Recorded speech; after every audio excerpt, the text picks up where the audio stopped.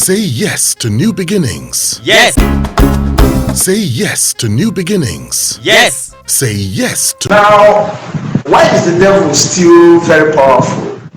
Despite all the prayers, all the binding and casting, everything that Christians are doing, everything that even non-Christians are doing, why has it been so difficult to overcome and overwhelm the devil? Why is he still so powerful? God has left him to be doing his own ministry.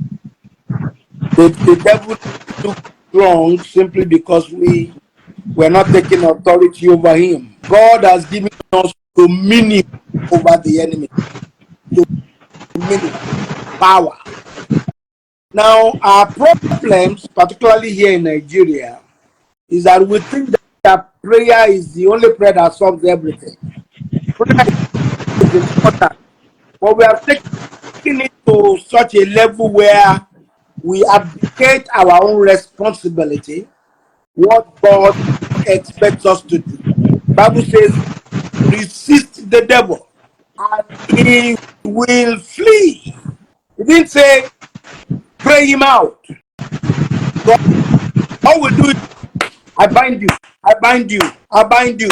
But when you step out there in real life, you can't stand for what is right.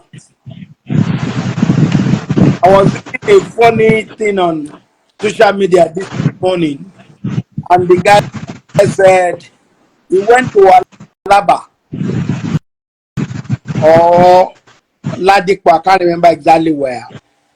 And he said when he got there, the man he wanted to buy spare parts from was praying.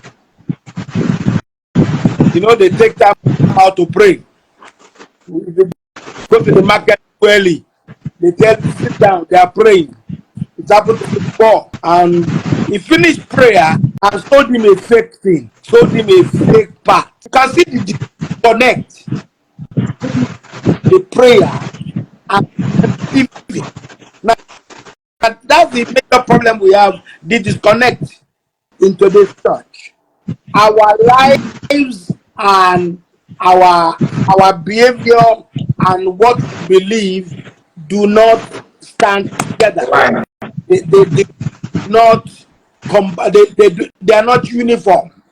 The integrity, what many of us lack is integrity, and integrity simply means that the inner life and the outer life merge into one. We are long on prayers, but we are short on character. We are long in spending time in church, and we are short in loving our neighbor as ourselves.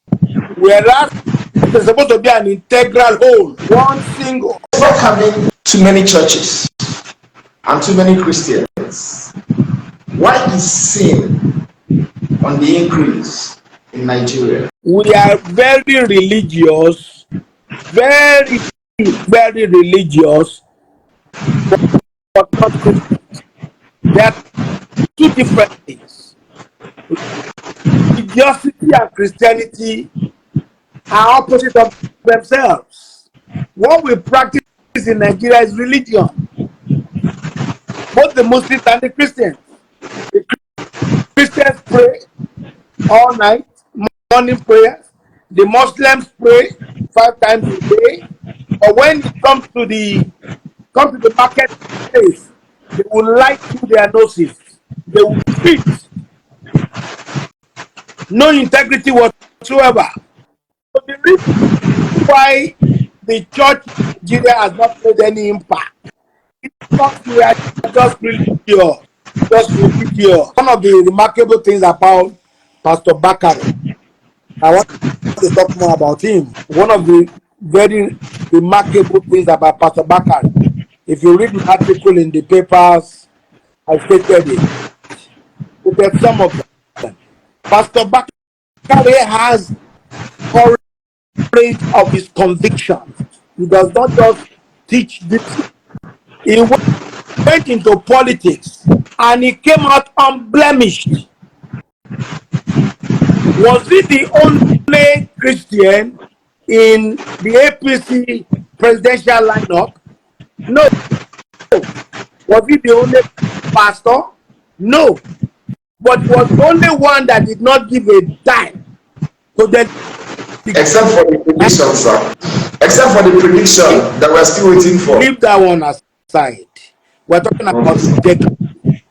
Here's a man who has lived publicly with integrity, unparalleled in the history of Nigeria.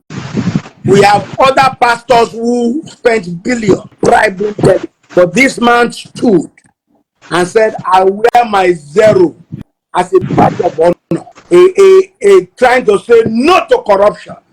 Are you aware that when he turned 60 10 years ago, they brought a Rolls Royce to his house as a gift from government? And he asked the question, does the government give Rolls Royce to every Nigerian who turns 60? They said no. So why am I entitled to this? He said, because you're a friend.